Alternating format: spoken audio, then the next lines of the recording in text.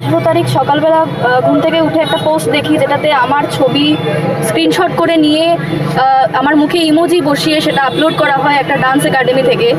সেটার পরে ওই সংস্থান থেকে কিছু 3 জন মহিলা আমাকে নিয়ে লাইভ করেন এবং কন্টিনিউয়াসলি আমাকে হুমকি দেওয়া হয়, তোমার বাড়িঘর অ্যাটাক করবো, তোমার বাড়ি ভাঙচুর করবো, এইভাবে আমাকে কন্টিনিউ বলা হয়।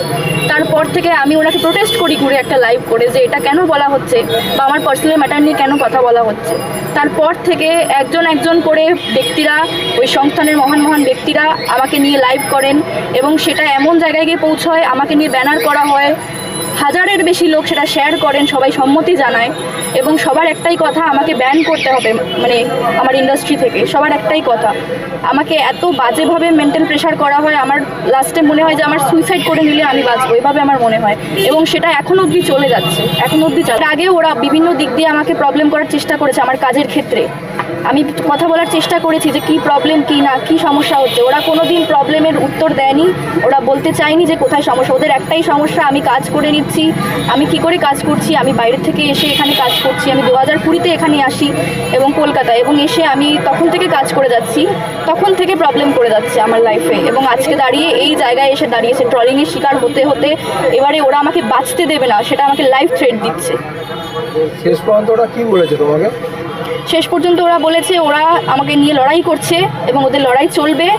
সবাইকে ওরা ডাকছে যে আমাদের সঙ্গে সহমত হন, ওই মেয়েটিকে আমরা কাজ করতে দেব না, তাকে ব্যান করবো। থানায় এসছি, সেটা হচ্ছে সেই ঘুরে ফিরে সোশ্যাল মিডিয়াতে ট্রোলিংয়ের শিকার হয়েছে একটা ছোট্ট বাচ্চা মেয়ে, বলা যেতেই পারে। মানে বাচ্চা মেয়েটির বয়স মাত্র 20 বছর এবং মেয়েটি পপ সিঙ্গার, গান করা হচ্ছে তার কাজ বলা যেতেই পারে। কারণ কিনা এই সিঙ্গিংয়ের মাধ্যমে ওর নিজের জীবিকা নির্বাহ করতে হয় বা ওর সংসার চলে, ওর পড়াশুনো চালাতে হয় এবং ওর অসুস্থ মা বাবা নেই। এইরকমই একটি ছোট্ট বাচ্চা মেয়ে, যাকে কয়েকদিন আগে এই 18 তারিখ থেকে একটা ইনসিডেন্ট হয়েছে, যে ইনসিডেন্টে ওর কোনো ভূমিকাই ছিল না। কোনো একজন ডান্সার যাকে নিয়ে প্রবলেম হয়েছিল এবং যেই ডান্সারকে ব্যাপারটাকে প্রোটেস্ট করতে গিয়ে কোনো একজন সিঙ্গারের ছবিকে জাস্ট ইমোজি লাগিয়ে প্রেজেন্ট করা হয়েছিল একটা অর্গানাইজেশন বা সোশ্যাল প্ল্যাটফর্মের মধ্যে, যে সবসময় আপনারা কেন ডান্সারদের দিকে আঙুল তোলেন, তাহলে সিঙ্গাররা কিসে কম যাচ্ছে। এই হিসাবে একজন সিঙ্গার হিসাবে আমার যিনি ক্লায়েন্ট আর কি, তাকে তুলে ধরা হয়েছিল মুখে ইমোজি লাগিয়ে একটা ছবি, এবং যে ছবিটা পাবলিক হয়ে যায় এবং যে ছবিটা ঘুরতে থাকে এবং যেটা থেকে ট্রোলিংয়ের শিকার হয়। এবং এই ট্রোলিং হতে হতে বিষয়টা এমন একটা জায়গায় গিয়ে পৌঁছায়, বিভিন্ন প্ল্যাটফর্মে, বিভিন্ন সোশ্যাল মিডিয়াতে যারা থাকে, ভিডিও করে, লাইভ ভিডিও করে মেয়েটাকে একেবারে পাজলড করে দেওয়া যাকে বলে, সেই জায়গাতে নিয়ে গিয়ে দাঁড় করানো হয়। এবং যেটা দেখা যাচ্ছিল, প্রথমে বিষয়টা উঠে আসছিল নিছকই সোশ্যাল মিডিয়া এইরকমই একটা ব্যাপার। তারপরে গিয়ে দেখা গেল কোথাও একটা রুট কাজ করছে, বছর 2 আগেকার রুট, যে রুটে বিএসপিজি অর্গানাইজেশনের নাম। তো এই বিএসপিজি অর্গানাইজেশন, যার বিভিন্ন ব্রাঞ্চ আছে এবং যার হেড অফিস ব্রাঞ্চটা হচ্ছে এই সোনারপুর থানার আন্ডারে, আর তাদের আরও ব্রাঞ্চ আছে বিভিন্ন জায়গায়। এই বিএসপিজির অর্গানাইজেশনের বিভিন্ন হত্যাকর্তা যারা আছে এবং যারা এই অর্গানাইজেশনের মধ্যে নামি যারা ব্যক্তি আছে, এই অর্গানাইজেশনে যারা চালায় আর কি, তাদের মধ্যে থেকে বেশ বিশেষ কিছু ব্যক্তি যারা একে নিয়ে ভিডিও করে, লাইভ ভিডিও করে এবং ভীষণভাবে ট্রোল করে, নেগেটিভভাবে ট্রোল করে। এবং যেটার থেকে বলা যায় একেবারেই মেয়েটি বা মেয়েটির মা সুইসাইড অ্যাটেম্প করবার দিকে এগিয়ে যাচ্ছে। এবং শুধু তাই নয়, মেয়েটি যেটা বলে না স্টেজ প্রোগ্রাম করা বা মাচা যেটাকে বলে, তো ও পপ সিঙ্গার হিসাবে নিজেকে রিপ্রেজেন্ট করে। এবং আমি ওর মোটামুটি ওর প্রোগ্রামগুলো দেখেছি, খুব একটা অশালীন আমি কিছু খুঁজে পাইনি, কিন্তু ওকে অশালীনভাবে তুলে ধরার চেষ্টা করা হয়েছে। এবং আমি যখন প্রোটেস্ট করছি তখন বুঝে নিতে হবে, কারণ আমি এই অশালীনতাকে খুব একটা সাপোর্ট করি না, তারপরেও ওকে তুলে ধরা হয়েছে সেইভাবে।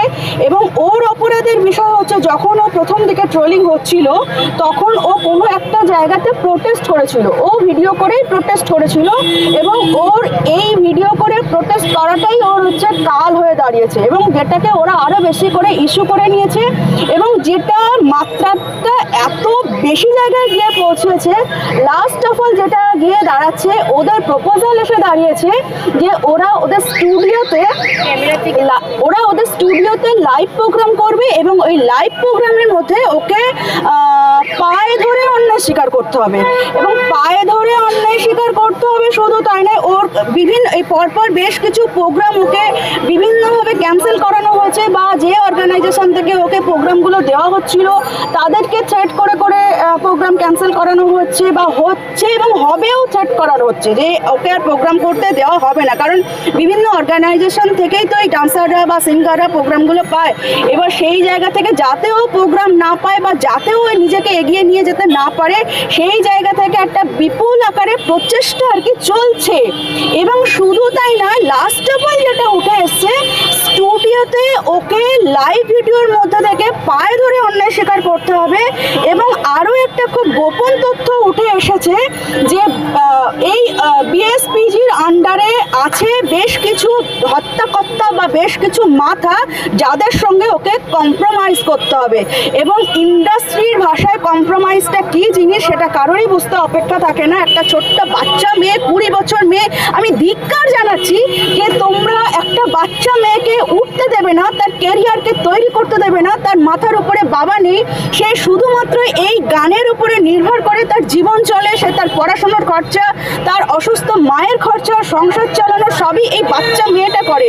সেই জায়গা থেকে তোমরা তার লাইফটাকে নষ্ট করবার জন্য তাকে ট্রোল করে, শুধুমাত্র সোশ্যাল মিডিয়াতে ট্রোল করে তাকে আজকে তার লাইফটাকে ডিস্ট্রয় করবার জন্য এবং তাকে যত রকমের হুমকি দেওয়া, যত রকমভাবে তাকে নেগেটিভভাবে রিপ্রেজেন্ট করা, ভিডিও করে, লাইভ ভিডিও করে এবং সোশ্যাল মিডিয়াতে হাজার হাজার বিষয়টাকে নেগেটিভভাবে তুলে ধরে তাকে 20 বছরের বাচ্চা মেয়ে তোমরা কি করে এই প্রপোজাল দিতে পারো যে তোমাকে আমাদের সঙ্গে কম্প্রোমাইজ করতে হবে? তো সেই জায়গা থেকে আমি এই বিষয়টাকে যতদূর নিয়ে যাওয়ার আমি ততদূর নিয়ে যাব।